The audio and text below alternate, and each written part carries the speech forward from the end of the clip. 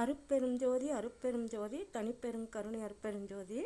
இப்போ நான் யோகா செய்கிறேன். அந்த யோகா வந்து நம்ம யோகா செய்கிறதுனால உடம்புல இருக்க வியாதிகள்லாம் குறையும். கொஞ்சம் நல்லா நம்ம பசித்து இருக்கணும்.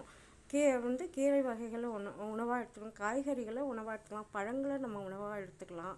உடம்பு நல்லா ஆரோக்கியமாக வச்சுக்கணும், அதுதான் நமக்கு முக்கியம். அதனால் நம்ம யோகா செஞ்சே ஆகணும்.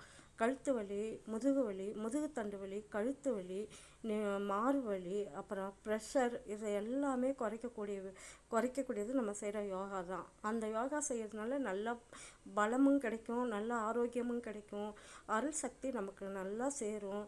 நம்ம சத்து உணவாக எடுத்துக்கணும். இந்த மாதிரி நம்ம சத்து குணமுள்ள உணவாக எடுத்துக்கணும். தாமச குணமுள்ள உணவு நம்ம எடுத்துக்கவே கூடாது. அது வந்து நமக்கு ஆரோக்கியத்தை கெடுக்கும். அதுக்கு தான் ஃபாஸ்ட்டு ஃபுட்டெல்லாம் இருக்குது, அதெல்லாம் நம்ம சாப்பிட்றத தவிர்க்கணும். அது இறைச்சி இதெல்லாம் நம்ம சாப்பிடாம, முட்டை இறைச்சியெல்லாம் நம்ம சாப்பிடாம, அது எல்லாமே காய்கறிலையும் கீரையிலையும் நிறைய கிடைக்குது. அந்த மாதிரி உணவு பழக்கத்தை எடுத்துக்கிட்டு நல்லா யோகா செஞ்சு, மூச்சு பயிற்சி செஞ்சு நம்ம உடம்ப நல்லா ஆரோக்கியமாக வச்சுக்கலாம். அதுக்கான முயற்சி நம்ம எப்போவும் எடுத்துக்கிட்டே இருக்கணும்.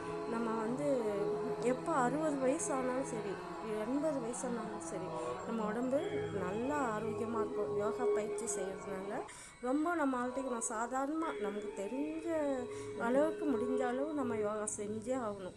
யோகா செய்கிறதுனால நம்ம வந்து மாத்திரை மருந்துகளை கொஞ்சம் தவிர்த்தா நல்லது. அது வந்து சத்தான உணவில் நம்ம கீரை வகையில் முருங்கைக்கீரை, அப்புறம் வந்து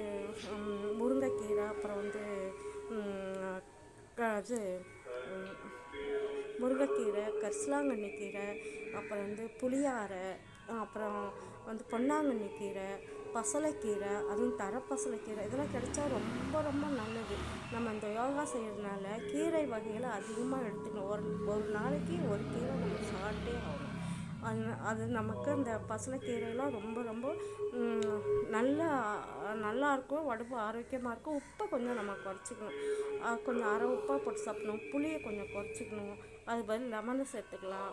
நம்மளால் முடிஞ்ச அளவு காய்கறியில் கத்திரிக்காய் சூடான பொருளாக சாப்பிட பழகணும். கத்திரிக்காய், முருங்கைக்காய், அப்புறம் வாழைக்காய், இந்த மாதிரிலாம் சாப்பிட்லாம். சாப்பிட்டு நோய் தீர்க்கிற மருந்தாக மூலிகை மாதிரி தான் சாப்பிட்லாம். வந்து கஷாயம் எடுத்துக்கணும் ஒரு நாளைக்கு. அது என்ன செய்யலாம், நம்ம அந்த கஷாயத்தில்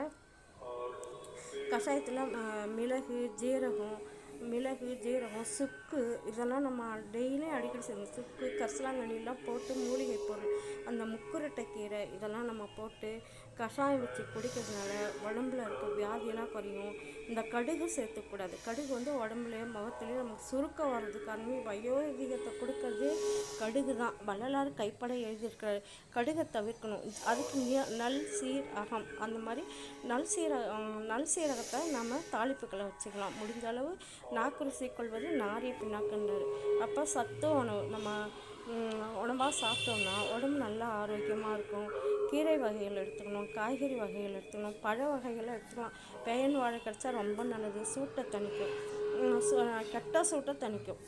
பேயன் வாழை, அப்புறம் ரஸ்தாளி பழம்லாம் உடம்புக்கு ரொம்ப ரொம்ப நல்லது. அது வள்ளலார் கைப்பட எழுதியிருக்கிறாரு. கீரை வகைகளும் நம்ம அதிகமாக சேர்த்துக்கணும்.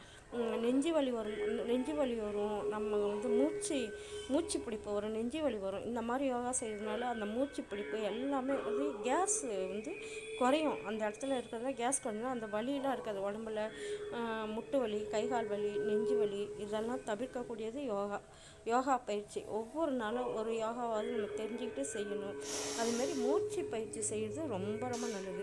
வலது பக்கம் இழுத்து இடது பக்கம் விடணும். அதை நம்ம அடிக்கடி கவனிச்சோன்னா அதீதத்துக்கு போனால் அந்த மூச்சு பயிற்சி ரொம்பவும் நல்லது. மூச்சு பயிற்சி செய்கிறது நம்ம கவனிக்கணும். வள்ளலார் கவனிக்க சொல்கிறார். இருந்தாலும் நம்ம பயிற்சி செய்ய நல்லாயிருக்கும். அருட்பெருஞ்சோதி.